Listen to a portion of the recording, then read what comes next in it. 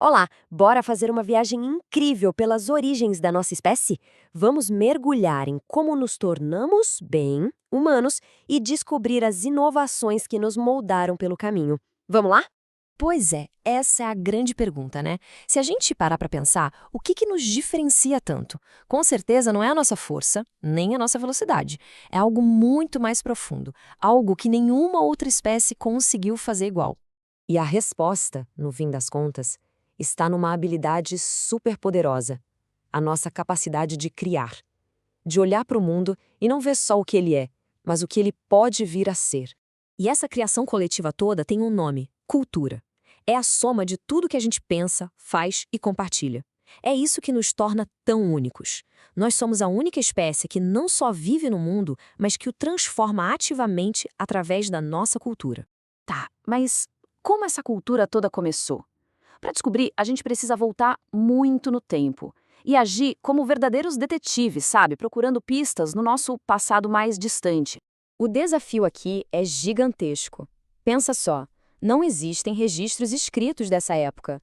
Então os historiadores contam com o que sobrou: ferramentas, ossos, pedaços de arte. Cada fragmento é uma pecinha de um quebra-cabeça imenso. E olha que interessante. Todas essas pistas levam a gente para um único continente. É lá que tudo começa. A nossa história tem um ponto de partida: a África.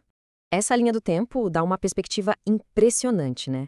Olha a distância entre os eventos. As primeiras ferramentas surgiram há 2,5 milhões de anos. Mas a nossa espécie, o Homo sapiens, só apareceu bem depois, num piscar de olhos geológico. Isso mostra que, por milhões de anos, o progresso foi muito lento. Esse período inicial super longo é conhecido como a Idade da Pedra. Foi um tempo que moldou nossas primeiras habilidades de sobrevivência e, claro, de invenção. Mas ó, a Idade da Pedra não foi uma coisa só não. Ela se divide em duas fases bem distintas. De um lado, o Paleolítico, com uma vida nômade e uma busca constante por sobrevivência. Do outro, o Neolítico, que foi uma verdadeira revolução, o começo da vida em comunidade. Vamos entender melhor essa transformação? A vida no Paleolítico era uma luta constante. Os grupos eram pequenos e não paravam quietos, sempre se movendo atrás de recursos. A cooperação não era uma escolha, era o único jeito de sobreviver às forças da natureza. Então, como superar esses desafios todos? Foi aí que veio a primeira grande sacada da humanidade: a criação de ferramentas. Pela primeira vez, a gente não estava só reagindo à natureza, estávamos começando a moldá-la a nosso favor. E depois das ferramentas, vem uma conquista que mudou absolutamente tudo: o domínio do fogo. Pensa só o que isso significou: calor, luz na escuridão, proteção contra predadores e, o mais importante, a capacidade de cozinhar. Isso nos deu muito mais energia. A fogueira se tornou tipo o primeiro centro comunitário da história humana. Depois de milhões de anos de movimento constante, a humanidade estava pronta para sua próxima grande revolução. Uma que mudaria para sempre o jeito que a gente vive. Esse processo foi uma verdadeira reação em cadeia. Sabe como? Tudo começou com a agricultura, que permitiu aos grupos se fixarem num lugar só. Isso, por sua vez, criou a necessidade de guardar o que sobrava da colheita, o que levou direto à invenção da cerâmica. E com moradias permanentes, nasceram as primeiras aldeias. Uma coisa foi puxando a outra. Com essa nova estabilidade, a vida sedentária liberou tempo e energia para a criatividade. E o resultado? Uma explosão de tecnologia. Ferramentas polidas, roupas e até os primeiros adornos como joias. A vida não era mais só sobre sobreviver, era sobreviver. A cultura estava florescendo de verdade.